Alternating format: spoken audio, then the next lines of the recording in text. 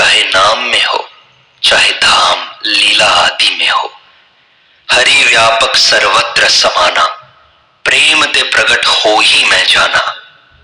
आदि अंत जन अनंत के, सारे कारज सोए, जे ही जीव उर नहचो धरई, ते ही डिग प्रकट होए। जैसे रोगों का संक्रमण होता है, ऐसे ही पापों का भी संक्रमण होता है। जहां श्मशान है वहां बैठकर देखो, और जहां संतों की समाधि है वहां बैठकर देखो, तो दोनों में फर्क दिखाई देगा। श्मशान में मन में हलचल होगी, समाधि में शांति मिलेगी। पहले मनुष्यों में पशुता नहीं थी, अब पशुता आ गई। यह नई रोशनी आई है। गीता में समदर्शन की बात आई है, समवर्तन की नहीं। समवर्तन तो पशुओं में होता है। भगवान सब में समान है, पर मर्यादा समान नहीं है। वर्ण, आश्रम आदि की मर्यादा अलग अलग है। घी और शहद दोनों अच्छे हैं, पर उन्हें समान मात्रा में करने से जहर हो जाता है। प्रकृति की साम्य अवस्था में प्रलय होता है। संसार दुखालय है, पर हम उससे सुख चाहते हैं तो दुखी होना ही पड़ेगा। संसार नाशवान है, पर हम बनी रहना चाहते हैं तो दुख पाना ही पड़ेगा। यदि दुख नहीं चाहते हो तो संसार की सेवा करो। सुख चाहने से दुख बढ़ता है और सेवा करने से सुख मिलता है। कलकत्ता कलिकांता है, मद्रास मध्य राशि है और बंबई मोहमयी है। ये तीनों समुद्र के किनारे हैं। समुद्र से विष निकला था, वह यहां है। जिसके पास बहुत धन है अथवा जिसने बहुत श्रृंगार कर लिया है, क्या वह दुखी नहीं होता? सुख तो त्याग से मिलता है। त्यागात् शांतिर अनंतरम। एक श्रोता ने स्वामी जी से पूछा कि स्वामी जी, कलयुग में पाप होने की बात शास्त्रों में आई है, फिर जो लोग पाप करते हैं उनका क्या दोष?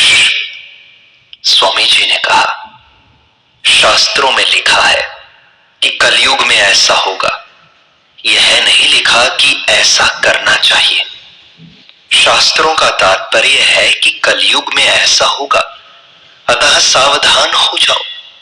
यदि समय के अनुसार चलना चाहिए तो सर्दियों में गर्म चीज क्यों लेते हो? गर्मी में ठंडा पानी क्यों पीते हो? योग दर्शन में चित्त वृत्ति के निरोध का नाम योग है। गीता में परमात्मा के साथ नित्य संबंध का अनुभव करने का नाम योग है।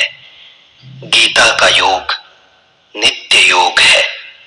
संसार के साथ संयोग का वियोग होते ही नित्य योग की प्राप्ति हो जाती है। ब्रह्म सम है, उसके साथ अपने नित्य संबंध की जागृति हो जाए, इसका नाम योग है। संपूर्ण कामनाओं का, अहमता ममता का त्याग करने से अपना स्वरूप शेष रह जाता है। कामना, स्पृहा, शरीर आदि में ममता और अहमता भी मिट जाती है, तो जो है वह रह जाता है। इसका नाम ब्राह्मी स्थिति है। ऐसा ब्राह्मी स्थिति पार्थ। ब्राह्मी स्थिति की स्मृति हो जाए, यही नित्य योग है। फिर करना, जानना, पाना कुछ बाकी नहीं रहता। धन के कारण अपने को बड़ा मानते हैं तो वास्तव में अपनी इज्जत गिरी है। यह धन की गुलामी है। पदार्थों को लेकर अपने को बड़ा मानने से अपने वास्तविक बड़प्पन का अनुभव नहीं होता। वस्तु नहीं रहती, बदलती है, पर स्वयं वही रहता है। मनुष्य वस्तुओं से जितना संबंध मानता है उतना ही वह तुच्छ होता है।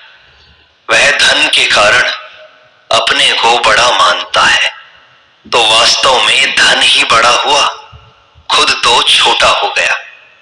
वस्तुओं से संबंध मान लिया, उनको सत्ता देकर महत्ता दे दी, इसीलिए नित्य योग प्रकट नहीं होता। निरंतर बदलने वाले के साथ अपना संबंध मानकर मनुष्य मुफ्त में दुख पाता है। जब से जीव परमात्मा से विमुख हुआ है, तब से पाप होना प्रारंभ हुआ। इसीलिए भगवान कहते हैं, सन्मुख होई जीव मोही जभी, जन्म कोटि अघ ना सही तभी। यह संसार सुख चाहने वाले के लिए दुख आलय है, सेवा करने वाले के लिए नहीं। आज श्री कृष्ण को भगवान मानने वाले जितने ज्यादा हैं, उतने महाभारत के समय नहीं थे। भीष्म पितामह, विदुर, संजय और कुंती, ये भगवान श्री कृष्ण को तत्व से जानते थे। युद्ध के समय भीष्म जी ने अपने बाणों से भगवान का पूजन किया। स्वकर्मणा तम अभ्यर्च्य, फिर भगवान के उसी रूप का अंत समय में ध्यान किया। वे कहते हैं, मुझ आतताई ने तीखे बाण मार मार कर उनके शरीर का कवच तोड़ डाला था, जिससे सारा शरीर लहूलुहान हो रहा था। अर्जुन के रोकने पर भी वे बलपूर्वक मुझे मारने के लिए मेरी ओर दौड़े आ रहे थे। वे ही भगवान कृष्ण, जो ऐसा करते हुए भी मेरे प्रति अनुग्रह और भक्त वत्सलता से परिपूर्ण थे।